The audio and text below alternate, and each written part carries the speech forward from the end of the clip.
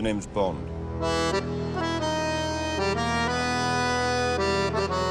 I was always a rebel, yes, and getting into trouble because of it. James Bond. James Bond hadn't been invented then. The James Bond books or the novels only came in the mid to late 50s. So there were no rival to me before James Bond came on the scene.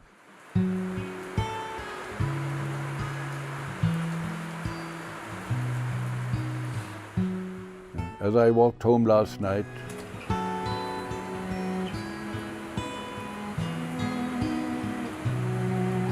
I saw a lone fox dancing in the bright moonlight.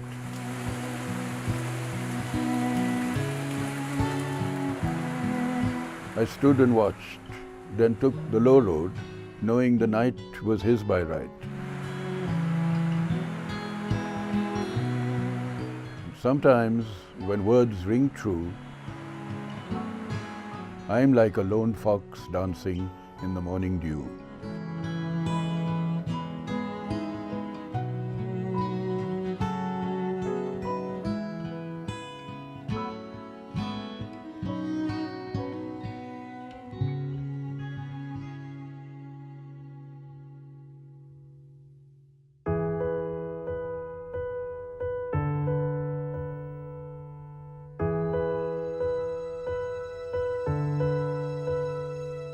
Time has sort of swept past me, and perhaps living in the mountains, you don't notice it.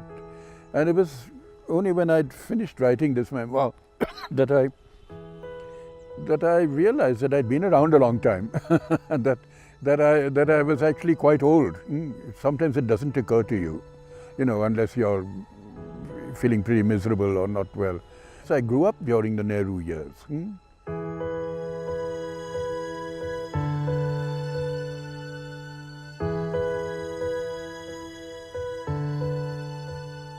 Now my stories are more cheerful, now that I'm old and find life a bit ridiculous.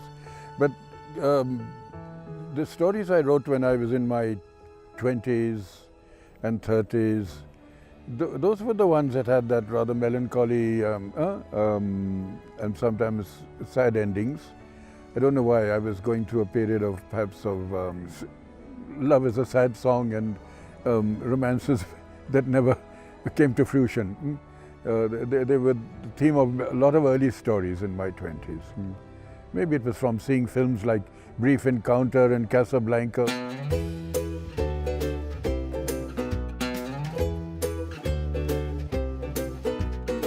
I am a very visual writer, and also I have a good memory for places and faces and things,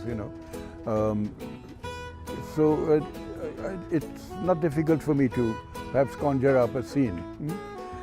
Also, as the writer, and as Nathan said once, that when you're writing about the past in a reminiscence, in a memoir, in autobiography, or even in a story where you bring yourself in, you're in a way living twice over, because I'm recreating that particular period of my life. So I'm in a way enjoying myself in going through the experience again. And in doing so, perhaps I try to bring to life whatever I can remember well.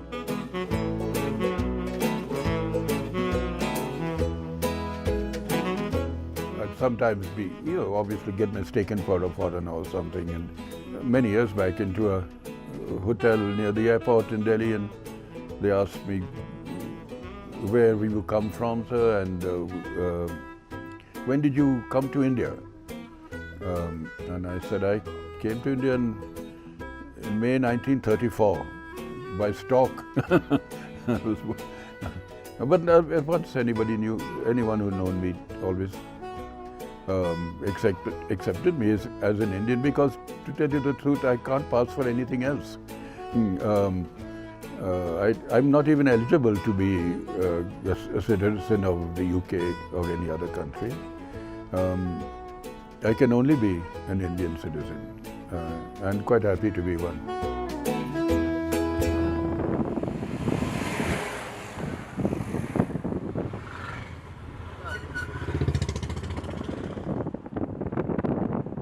I think I have been very lucky over the years in that I've managed to do the things I set out to do, which was to write and also to make a living from it, and to be accepted as a fairly decent writer, to live the sort of life I wanted to live.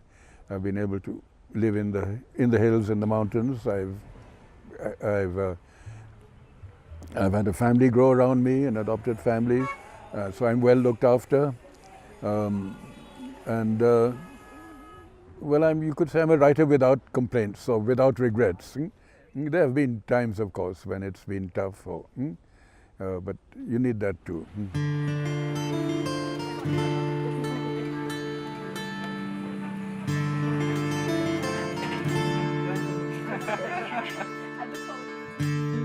I won't sit down to write a story or even an essay or anything of any length unless I've already visualized it. So in a way I've written it in my head from beginning to end. The characters are there and I know what I'm going to put down. So then writing it is really a matter of putting it into words and making it interesting and using words to the best possible effect.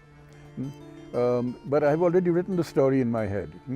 So that's why I always, when other writers or young writers ask me how to deal with writer's block, I tell them, write the story in your head first, and then it'll be easy for you to put it down in words.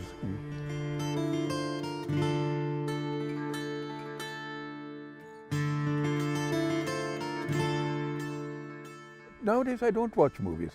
I get a bit bored with the sort of movies that often get shown on television.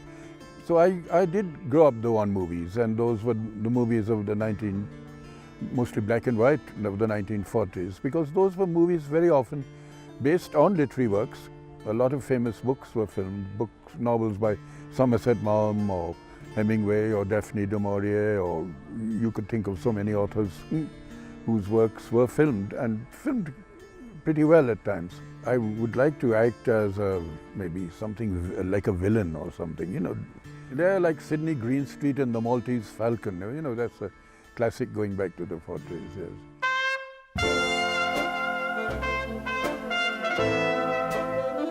James Bond hadn't been invented then. The James Bond books or the novels only came in the mid to late 50s. So there were no rivals to me before James Bond came on the scene. So I think it was about the late 50s, the first Bond film. And it was the films that made him famous, not so much the books. Even today, no one reads those books.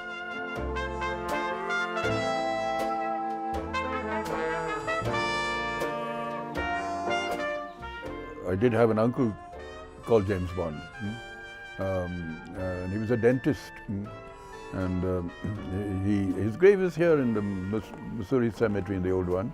He was a dentist in the old days in the Survey of India. And I wrote, long afterwards, of course, an epitaph for him, for his grave, saying, "Stranger, approach this spot with gravity. James Bond is filling his last cavity." So my dentist uncle got an epitaph, but he wasn't a secret agent.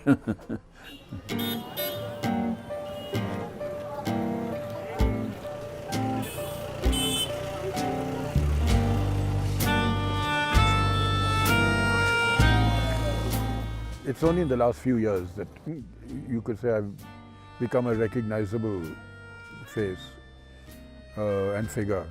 But the trouble is I get a lot of disturbance now from tourists and visitors who come at odd times. Orlando was totally unvisited, you might say, 10, 15 years back. And knocking at the door, wanting to see me, and at maybe early in the morning or while I'm working or sleeping. The worst time is when I'm sleeping. Well, maybe I'm at fault by writing so much about it. But now it's a destination. So you get carloads of people, and I hear from my bedroom horns hooting at all hours, because I'm right on just above the road. Then I'm very grumpy, of course. Yeah, I rejected the glamour, and that glamour followed me in a way to the Queen of Hills.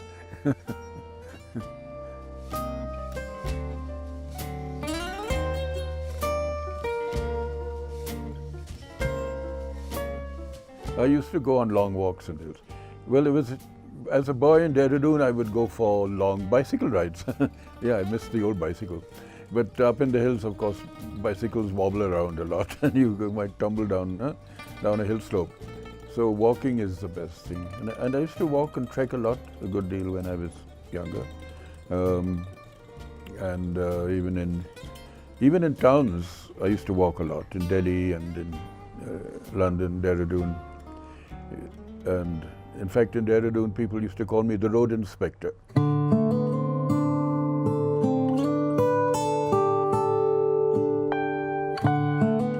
I didn't have close family ties, you could say, right from a fairly early age. That's why maybe I've built up a family around me, in a way to compensate for that lack of family feeling that in my youth.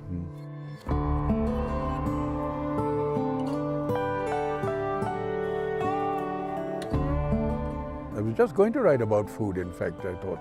I must do a piece on eating. Actually my tastes in food are very simple.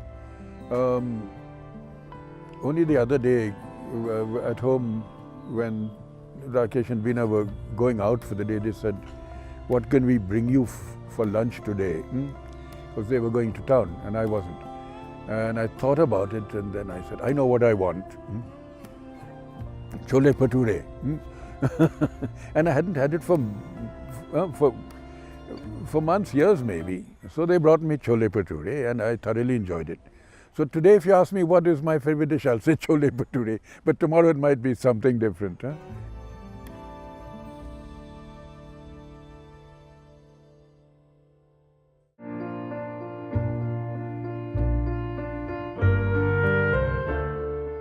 Last night I dreamt that I was totally broke, that I have nothing, no money left. The bank was empty too, and I was told. Fortunately, I woke up before bills started being presented. But I suppose I get these, it goes back to early days when I had that feeling of insecurity. And it sometimes comes out in dreams still.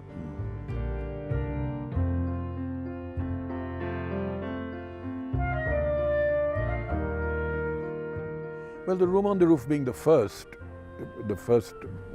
major work that I did,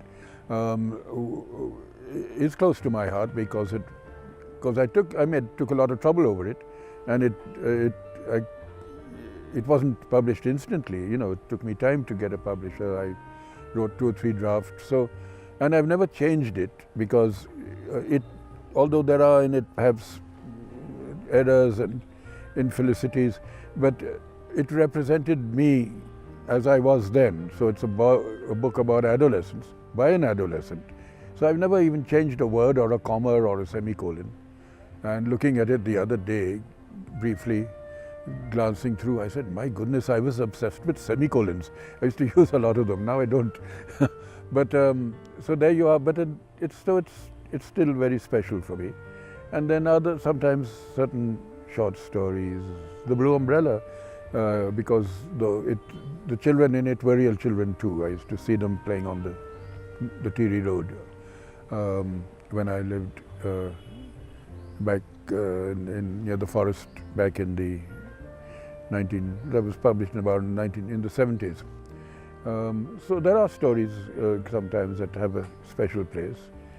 And I think the one that was published last year, Looking for the Rainbow, it was a children's book, which was about the 2 years I spent with my father in New Delhi during World War II.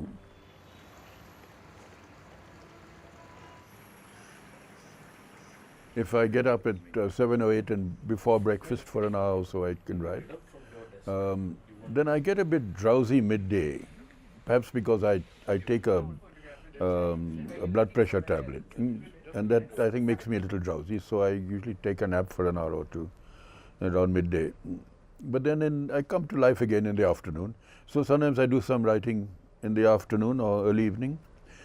And if in the middle of the night I wake up with a bright idea, I'll put on the light, get my notebook out and put it down so that it's not forgotten.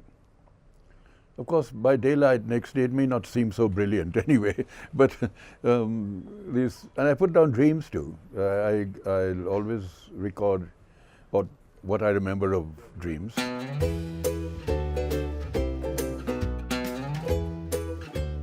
Since I myself didn't go to college or university, and the idea of teaching or instructing, students, I wouldn't be a good teacher, no. I don't think so. I'd rather leave them to do whatever they want to do.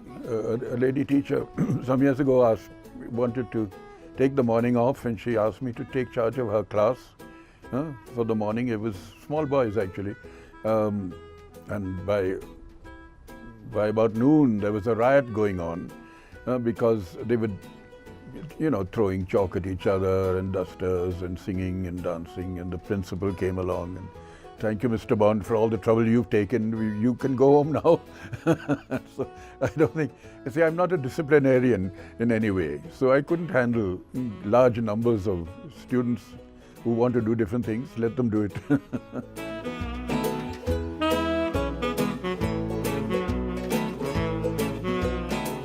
I've sort of learned to live with whatever sort of conditions apply. The times they were together, I was very small, which would have been in Jamnagar, where the first 6 years of my life was spent. My father was then working for the Jam Sahib, had started a small school. I think they were closer together then than at any other time. Perhaps spent as a small boy more time with my father later on, because they had separated by the time I was 8 years old. Maybe their marriage was a mistake that resulted in me coming on the scene, in a way.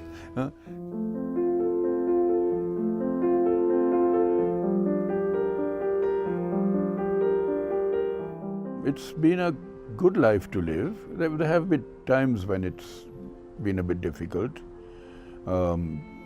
But no, I think I've been very fortunate by and large. And to be able to live the kind of life I wanted to live, and been free to write all that I want to write, to read as much as I want to read, to live with the kinds of people I want to live with, and can't complain.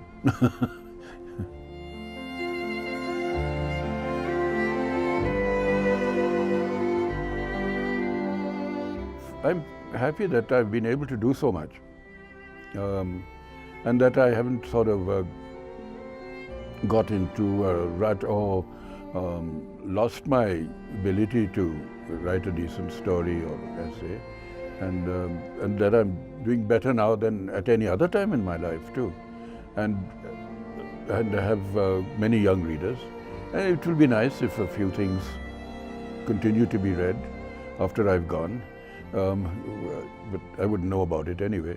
But I'm satisfied with what I've done, and hope to do a little more.